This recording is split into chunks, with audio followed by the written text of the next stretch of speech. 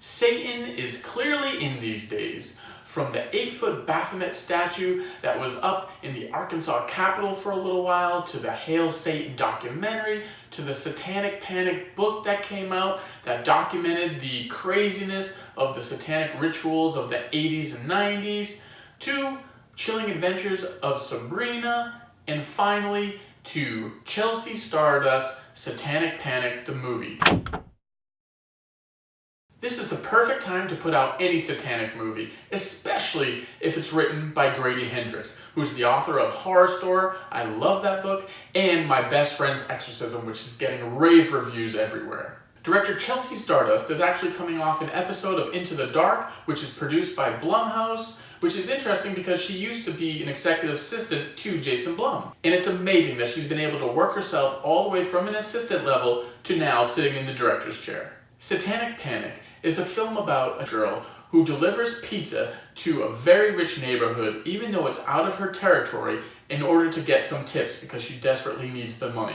Unfortunately, what she discovers is not a lot of tips and a whole lot of Satan. Who are you? I'm the pizza guy. Girl? Are you by any chance a virgin?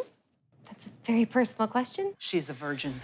I really wanted this movie to be good. I desperately wanted to be able to give this a glowing review, and I just couldn't do it. I think one of the hardest things to do in horror is mixing it with comedy.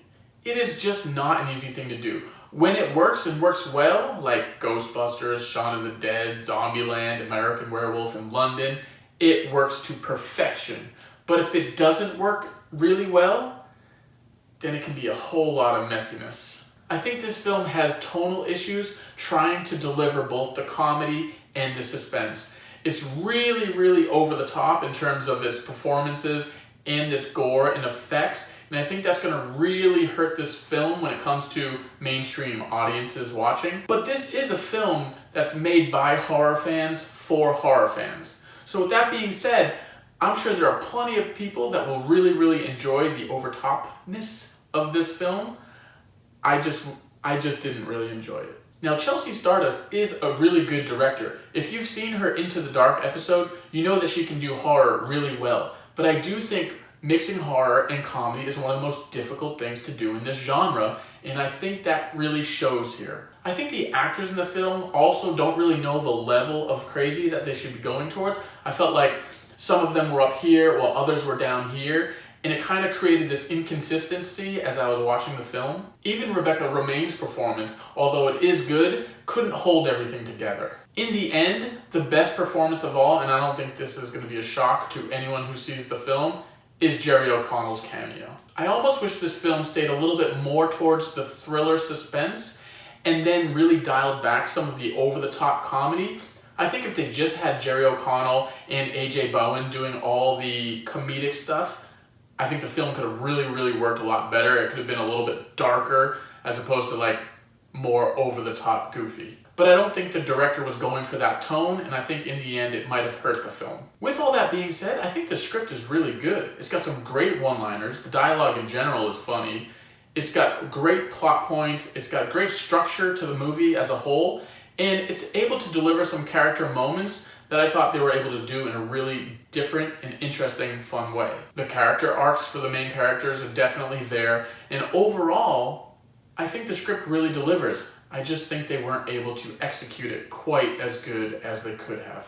But at the end of the day, with the performances and the direction, if you don't really care about the main characters, at the end of the film, it doesn't really work. And that's what happened to me. I found myself not overly caring about the characters, and I was hoping for a little bit more of spectacle in terms of the satanic rituals and things of that sort, especially in the ending. I was hoping for a big bang, and I didn't really feel like I got that. I really just wanted to see more Jerry O'Connell, and he's a cameo, so unfortunately for me, I didn't get that. And I do think there are a lot of fans out there who will enjoy this sort of over-the-top silliness of the satanic fun, but it just wasn't for me. A lot of liking or disliking a movie comes from our expectations, so if I expect one thing and I get another, I might not like the film as much.